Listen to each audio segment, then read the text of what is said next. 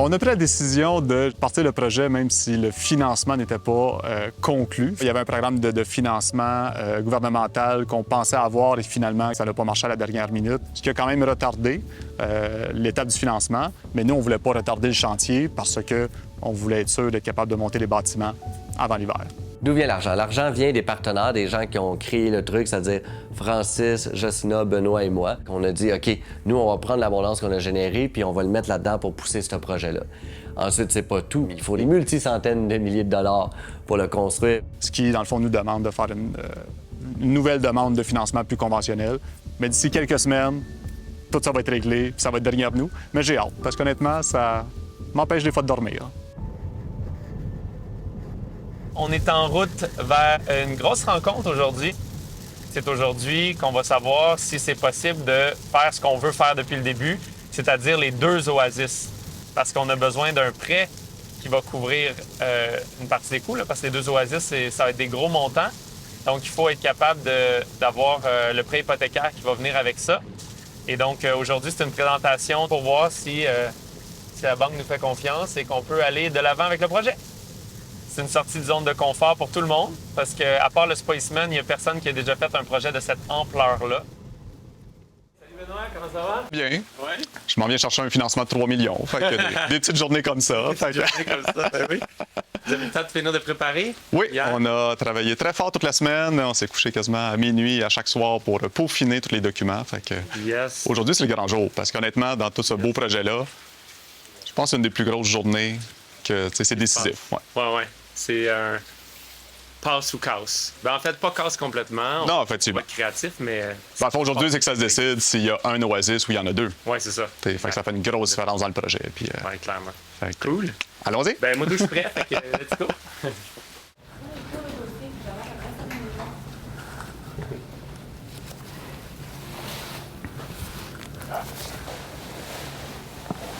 Quand même stressant.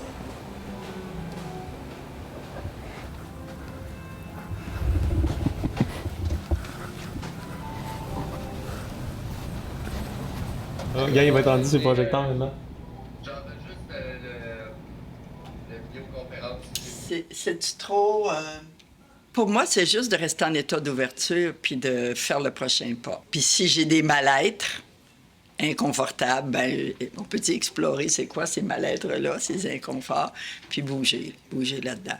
Alors oui, c'est un projet qui est magnifique et il mérite toute notre attention. Puis en même temps, c'est sûr. Depuis le début de la COVID? Oups! Enchanté de te rencontrer. On s'est Fait que parlé plusieurs fois, mais... on a la chance de se voir en vrai. Fait que... Effectivement. Bonjour, ça va bien? Enchanté, moi aussi.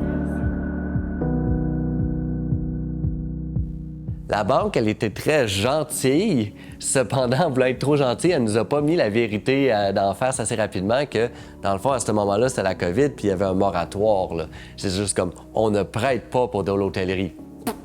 Fait que là, quand ils ont fini par nous dire ça plusieurs mois plus tard, on est comme, OK, il va falloir trouver d'autres solutions. Effectivement, on a frappé un mur assez solide qu'on ne s'attendait pas, alors que la construction était déjà commencée, parce qu'on avait décidé de la commencer avec l'argent. Et malgré le fait que Benoît dit à tout le monde et à tous les étudiants de ne jamais commencer une construction sans avoir le financement, on s'était dit, ben là, il n'y a aucune chance, on met 50 en cash, pas 10 en cash. Et donc, on était absolument sûr que tout allait fonctionner. Mais commence, et finalement, non, ça ne fonctionne pas. Donc, on a dû se retourner vers des prêteurs privés. Puis je suis vraiment content de ça, en fait, parce que ça aurait été une chance incroyable d'aller voir notre communauté, les gens autour de nous, qui sont tous là, puis sont comme, hey, j'aimerais ça mettre mon argent dans une place écologique. Tu sais, mon argent que j'ai pour ma retraite, mes économies. Puis là, j'étais comme, ben, il y a tellement de monde qui me dit ça depuis longtemps. Puis là, j'étais comme, hey, venez.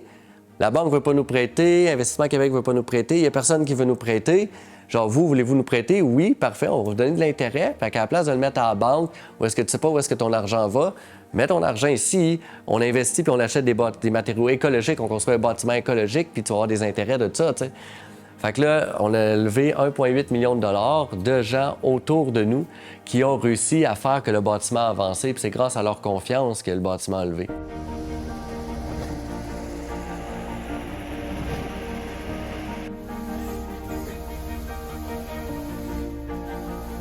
Donc, c'est comme ça que ça a commencé. Et là, ça l'avançait. Et à cause que les banques prêtaient aucun argent, le gouvernement a commencé à s'impliquer parce qu'il s'est rendu compte que s'il ne s'impliquait pas, l'industrie du tourisme tout court allait mourir. Il a choisi de s'impliquer d'une manière où est-ce qu'il a dit, tant qu'à relancer le tourisme, on va le relancer de manière écologique. Donc ça c'était vraiment le fun pour nous parce que nous, c'est ça qu'on essaie de faire. On innove dans le tourisme écologique. C'est un projet hôtelier connecté à un bâtiment, le Spiceman, qui est réputé pour le fait qu'ils ont plein de pratiques écologiques déjà. Et donc, on a commencé à regarder qu'est-ce que le gouvernement apportait comme proposition et on a commencé à appliquer en novembre à une subvention qui s'appelait la PARIT, qui allait potentiellement nous offrir une subvention non négligeable de 60 % des coûts de construction. Puis là, on a déposé à minuit moyenne avec le site web qui marchait pas parce que les chiffres, il y avait une virgule à cause du point, genre... C'est vraiment intense.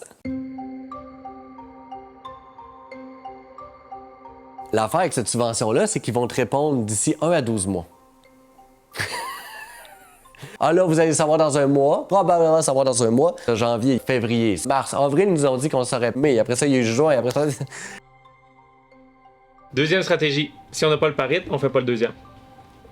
Mais là, c'est parce que le bâtiment va coûter 2,1. Si on met le salaire et tout ça, il va coûter 2,2. Ouais, puis si on aurait un coût de projet de 2,6. Parce que là, tu sais, présentement, nos budgets, le terrain est séparé en deux, fait qu'il y a quand même beaucoup de budget. Il y a déjà 300 000 d'enterrés avec le terrain de l'autre côté. Là. Sauf que ça, c'est mieux que 4 millions pour regarder de le payer. Oui. Ouais. Exactement. Ça demande d'avoir les reins solides, un cœur émotionnel bien résilient, puis un détachement de l'argent, je pense. Puis moi, tu sais, c'est comme, c'est quoi les priorités? Je suis comme, la priorité, c'est l'atrium, là. L'atrium, je le garderai épique. Ça sera la dernière fois dans laquelle je couperais, mais je couperais partout ailleurs. Pas moi. Mais C'est c'est d'autres ça. stratégies. Je pense que les chambres, c'est une expérience. On passe beaucoup de temps dans une chambre aussi. Ouais. Les chambres sont un point important. Mais là, nous autres, le bâtiment est en train de se construire, puis les centaines de milliers de dollars, ils sortent là, pour construire le bâtiment, puis là, t'es comme, on va-tu avoir une nouvelle? On commence le deuxième, on commence pas le deuxième. 200 000, 300 000, ça serait le minimum d'à couper, tu sais. Puis 500 000, je respirerais bien, mais je sais que... Ouais, qu'il y a un peu le vendre plus, pareil. À 500 000, il y en a d'autres qui vont respirer moins bien. C'est ça. Il reste de la finition. Ouais. Qu'est-ce qu'on fait? C'est ça. Puis là, la question, c'est, qu'est-ce que je lui disais, c'est... Là, je me sens étranglé par le budget, comment on fait pour que ça soit épique? Fait que si on fait quelque chose, revêtement de plancher de gypse, Ouais. l'expérience, est-ce qu'elle est pleinement vécue de tout l'effort qui a été mis derrière aussi? Tu sais, parce qu'on n'est pas on n'est pas en relation avec une coupe de mur quand on est dans un lieu. Ouais. On en profite de ce confort-là, mais on n'est pas en interaction avec ça. Fait que comment on va... Mais si on décide de ne pas mettre de gyps, là, les gens vont être en interaction. J'étais complètement en déni.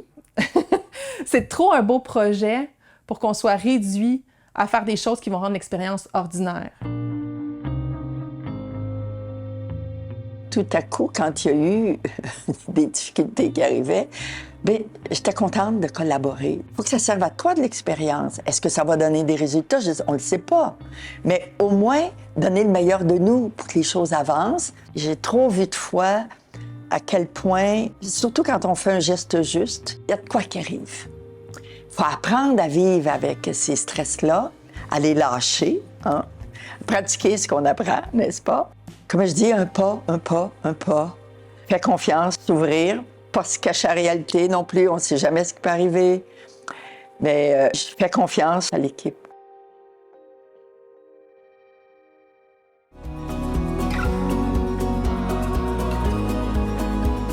L'Oasis 2 va être le bâtiment exceptionnel, mais avec tous les éléments du bâtiment écologique. On a fait toutes ces briques de terre crue-là locales avec Ginette, qui est une experte du Québec pour ça. Tout le monde avait une date d'ouverture différente. Ça a été un peu une déception de la part de tout le monde. Je te le dis, j'étais très frustrée. Ouais.